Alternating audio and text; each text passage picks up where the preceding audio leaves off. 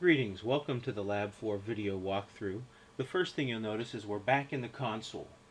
I've done this because there's a lot of code going on behind the scenes, whether it be methods or objects or arrays of objects or exception handling, that I want us to focus more on the code for this one. We'll move back to the GUI for Lab 5, but for now we'll go back to the console so we can focus on code.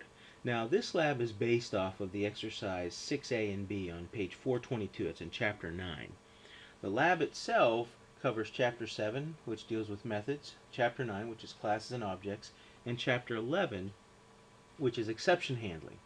What we're going to do is create this IRS tax application, and it's based off of the parameters of 6A and B, except that we're calling the file name a little bit differently than they say. But we're adding some parameters as well, and this is in the lab assignment. We also want to have exception handling to check and catch entry errors and provide a means to address them. And I'll show you how I do it in my output here. We're also going to work on formatting the output in a columnar format, and I'll show that when we get the output. And we're also going to add an icon to the project, and I'll show you how to do that in class. And so let me go through this, and I'll talk about some items here. We're going to get the information for 10 taxpayers, and we're going to get their Social Security number, their gross income, and then with each one we are going to calculate the tax they owe. Okay, so let me go ahead and start. I will actually make a couple errors along the way to show you what I do in terms of catching those errors and then how I handle it.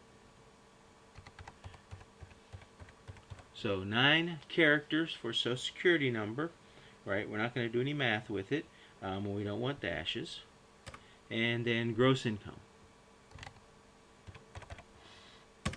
Let me enter a few here. Once you enter the first one with 9 characters, you can quickly see whether or not you're still getting 9.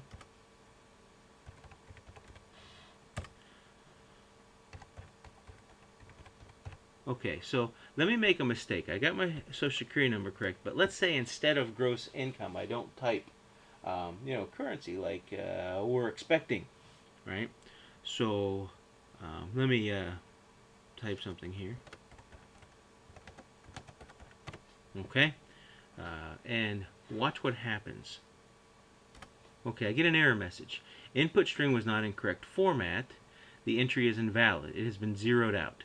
And I say taxpayer 3, because that's where I made the mistake, SSN, and I actually put these 9 X's, right? So I don't even put this entry number here, and then income I assign $0.00. And then I move right on with taxpayer 4. And this way, when we go to the output, we will see that there is an invalid entry. So let me enter some correctly again.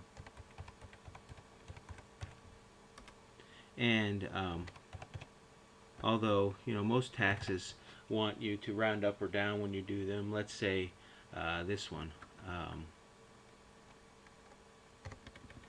add some decimals there. That's fine. Okay.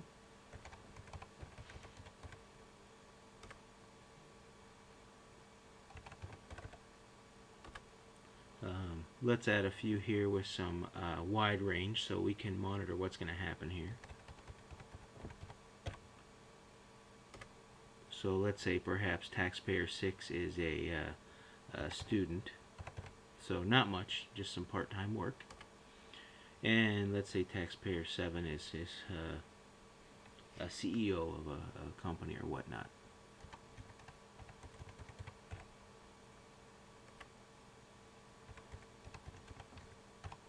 So quite a bit. I'm making that, but that's quite a bit of money. All right. Let's say one other thing here. I want to show you one other catch I have here. We said 9 digits, so let me add more than 9.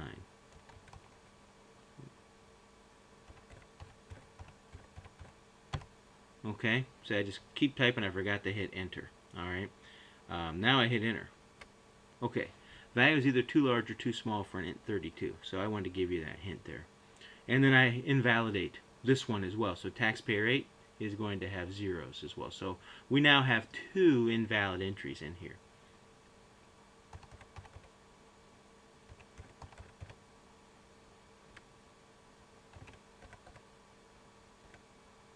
And here's our last taxpayer.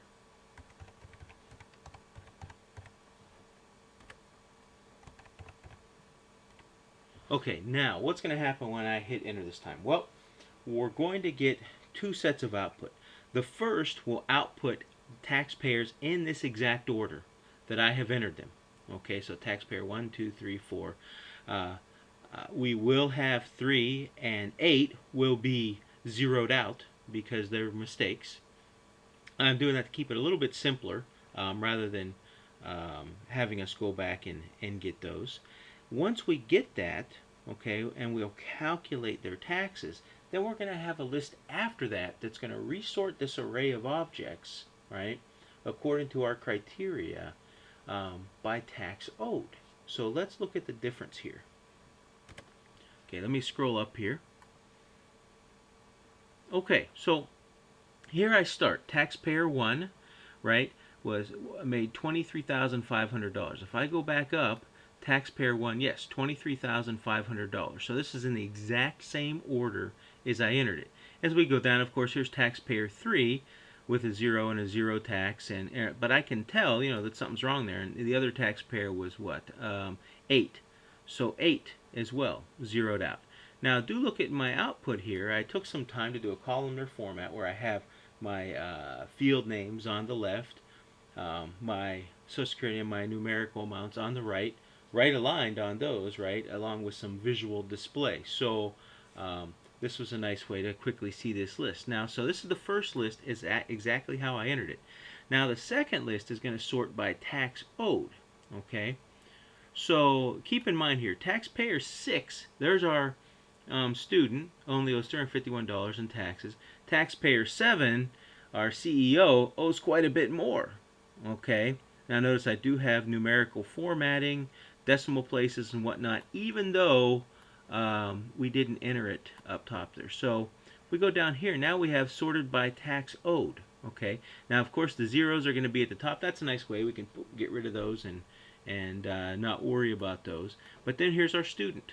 Okay, now the student's in taxpayer 3 slot, whereas before they were in taxpayer 6 slot. So even though the taxpayer number has changed, Social Security number, the income, and the tax, those are all the same, right? So think of that taxpayer number as more of a list item.